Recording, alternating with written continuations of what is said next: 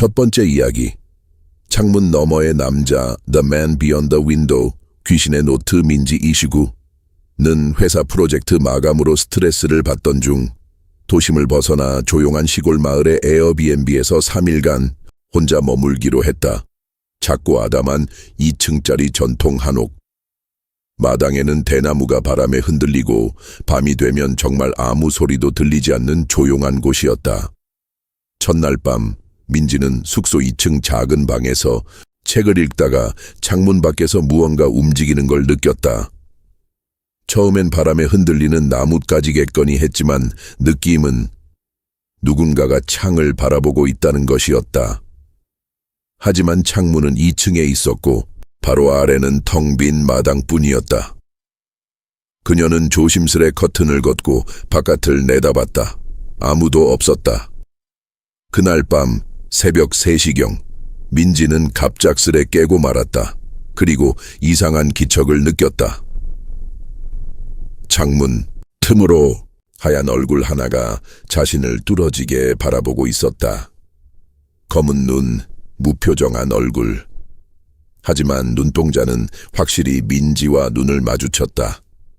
비명을 지르려 했지만 목소리가 나오지 않았고 순간적으로 몸이 굳었다. 불을 켜려 손을 뻗었을 때 창밖에 얼굴은 사라져 있었다. 다음 날 숙소 주인에게 이야기를 꺼냈지만 그는 담담하게 말했다.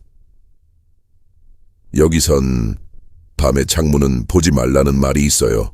처음엔 멀리서 보고 있다가 계속 눈 마주치면 안으로 들어온다고 하더군요. 민지는 그날 이후 커튼을 절대 열지 않았다. 하지만 마지막 날 새벽 그녀는 또 깨고 말았다. 이번엔 창문 바로 아래에서 툭툭 유리를 두드리는 소리, 그리고 창문 틈 아래로 손가락 2개가 천천히 올라오고 있었다. 그 손은 창틀을 짚고 조용히 올라와 다시 그 얼굴이 모습을 드러냈다. 이번엔 아주 가까이. 입이 조금 열려 있었고 작고 낮은 속삭임이 들렸다. 눈 마주쳤잖아. 이제 나도 들어가. 그날 이후 민지는 다시 도시로 돌아왔지만 지금도 가끔 창밖에서 시선을 느낀다. 두 번째 이야기. 14층의 버튼. The Button to the 14th Floor. 귀신의 노트. 재훈 31은 서울의 한 낡은 아파트에서 혼자 살고 있었다.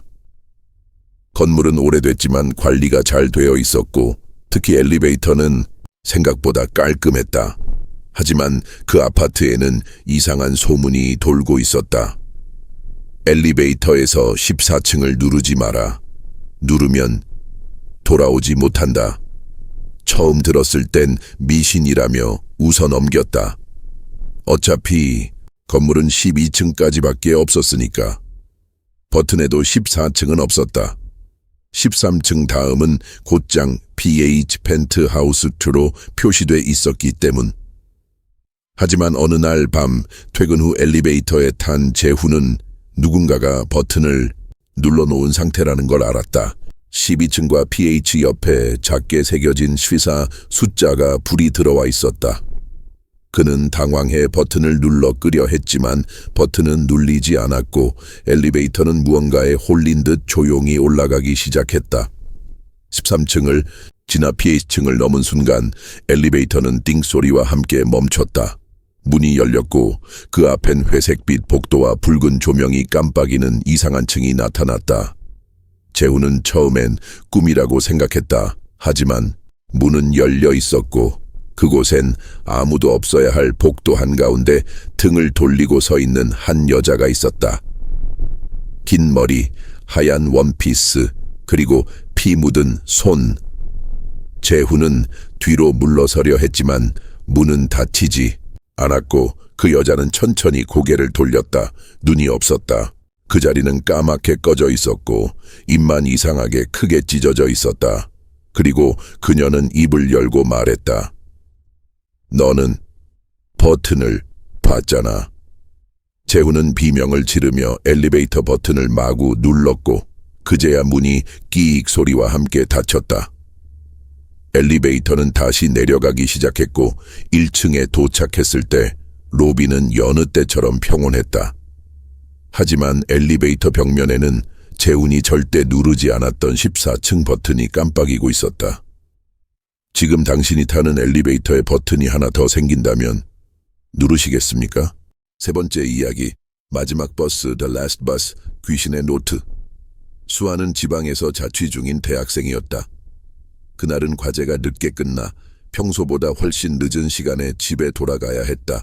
시계는 밤 11시 48분을 가리키고 있었고 마지막 버스는 11시 55분 전. 수아는 동네 외곽의 오래된 정류장에 서 있었다. 가로등은 깜빡이고 있었고 근처엔 사람이 한 명도 없었다. 그런데 정류장 벤치 한편에 낯선 여자가 앉아 있었다. 긴 머리에 검은 코트를 입고 있었고 고개를 푹 숙이고 있었다. 수아는 인사도 하지 않고 적당히 거리를 두고 서 있었다. 버스가 도착했다. 버스 안엔 아무도 없었고 운전기사도 무표정한 얼굴로 고개를 끄덕였다. 수아는 탑승하려다 문득 그 여자도 안 탈까 싶어 고개를 돌렸다. 그런데 거기엔 아무도 없었다. 방금까지 옆에 앉아있던 여자가 온데간데 없이 사라져 있었다. 정류장 주변을 둘러봐도 그 넓은 공간에 발자국 하나 없었다. 그 순간 수아는 등골이 서늘해졌다. 하지만 버스는 이미 문을 열고 기다리고 있었고 그녀는 떨리는 마음으로 탑승했다.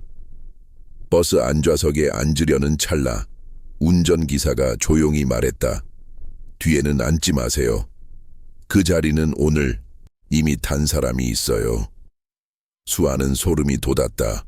버스 안엔 분명 아무도 없었는데 그녀는 앞쪽 좌석에 앉아 뒤를 돌아보지 않으려 애썼다. 하지만 버스가 출발한 지 얼마 지나지 않아 뒷자리에서 천천히 창문을 긁는 소리가 들리기 시작했다. 쓱, 쓱, 쓱. 그 뒤엔 작은 웃음소리까지 섞여 들렸다.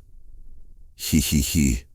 수아는 고개를 돌리지 않았다. 그저 눈을 감고 도착할 때까지 움직이지 않았다. 버스가 종점에 도착했을 때 운전기사는 그녀에게 조용히 물었다. 오늘도 그 여자 따라오던가요? 수아는 대답하지 못했다. 다만 그날 이후 밤마다 그 버스 정류장엔 혼자 앉아 있는 검은 코트의 여자가 계속 보였다고 한다. 당신도 밤 늦게 혼자 버스를 타야 한다면 가장 뒷자리는 비워두는 게 좋을지도 모릅니다.